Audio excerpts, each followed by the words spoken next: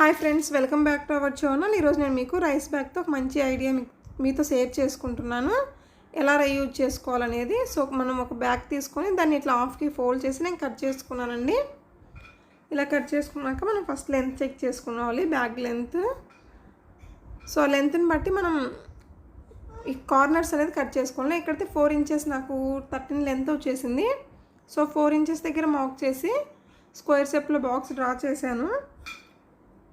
So box లాగా square షేప్లో draw చేసి మనం ఇలా కట్ చేసుకోవాలి. 2 పీసెస్కి 2 సైడ్స్ కట్ చేసుకోవాలి. ఓకే, బాటమ్ కింద కట్ చేసుకోవాలి. సో ఇలా ఇప్పుడు మనం రిటర్న్ చేసుకొని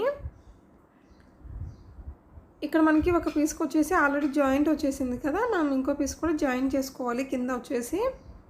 సో జాయిన్ చేసుకున్న తర్వాత మనం ఇందాక సైడ్ స్క్వేర్ షేప్ బాక్స్ షేప్లో కట్ చేసాం కదా, కట్ చేసినవి కూడా ఇట్లా జాయిన్ చేసుకొని నేను చూపించే విధంగా జాయిన్ చేసుకొని స్టిచ్ చేసుకోండి. ఓకే, ఇప్పుడు వచ్చేసి నేను కింద స్టిచ్ చేస్తున్నానండి. మనం బాటమ్ని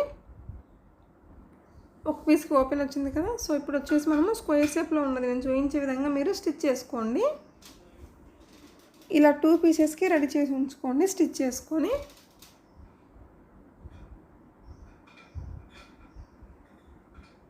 ఓకే, మనం ఇలా స్టిచ్ చేసుకున్న తర్వాత చూడండి మనకి ఇలా క్లోజ్ అయిపోయింది కదా, ఒక బ్యాగ్ వచ్చేసి బాస్కెట్ లాగా రెడీ అయిపోయింది.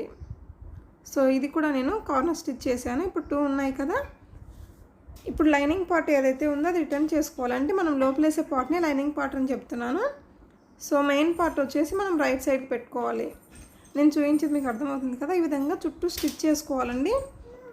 లైనింగ్ పార్ట్లో మెయిన్ పార్ట్ పెట్టేసి, లైనింగ్ని రివర్స్లోనే పెట్టాను, మెయిన్ పార్ట్ని రైట్లో పెట్టేసి ఇలా మనము స్టిచ్ చేసుకోవాలి. ఓకే, అంటే 2 జాయిన్ చేసి స్టిచ్ చేసుకోవాలి.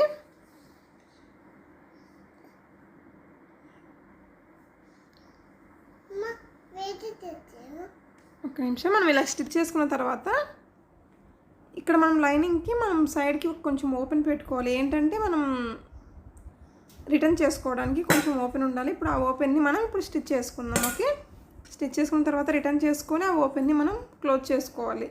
సో ఇప్పుడు ఆ ఓపెన్ చేసుకున్న లైనింగ్ పార్ట్ ఉంది కదా, దాన్ని లోపలికి ఇన్సర్ట్ చేసేసి పైన ఒక స్టిచ్ చేసుకోవాలి. ఓకే,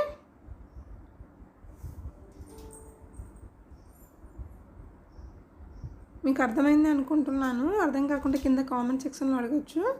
సో మనకి వచ్చేసి బాస్కెట్ రెడీ అయిపోయింది కదా, ఇది మనం ఆర్గనైజర్స్ టవల్స్ కానీ క్లాత్స్ కానీ ఏదైనా మనం ఇలా సెట్ చేసుకోవచ్చు, ఇందులో ఇన్సర్ట్ చేసుకోవచ్చు. సో ఇక్కడ వచ్చేసి నేను సైడ్స్కి మనం ఇలా పట్టుకోవడానికి హ్యాంగర్స్ లాగా పనికి వస్తుందనేసి మనం ఇందాక కట్ చేసిన పీసెస్ మిగిలాయి కదా, సో ఆ పీసెస్ని ఈ విధంగా ఫోల్డ్ చేసి స్టిచ్ చేసుకొని